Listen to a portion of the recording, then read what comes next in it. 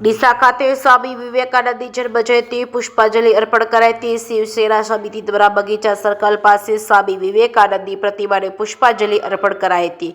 ડીસા ખાતે શિવસેના સમિતિ દ્વારા સ્વામી વિવેકાનંદજીની જન્મજયંતિ નિમિત્તે એક અત્યંત ભાવસભર અને પ્રેરણાદાયક કાર્યક્રમનું આયોજન કરવામાં આવ્યું છે। સ્વામી વિવેકાનંદના વિચારો, જીવન દર્શન અને યુવાનો માટે આપેલી અનમોલ પ્રેરણાને યાદ કરી તમામ યુવાનોને તેમના માર્ગ પર ચલાવવા માટે સંકલ્પ લેવાયો છે। જે કે ગુજરાતી સાથે ભરત ઠક્કર, ડીસા શિવસેના સમિતિ દ્વારા એવા એક મહાન વ્યક્તિનો આજે જન્મદિવસ છે। તમને કહેતા અમને આનંદ થાય છે।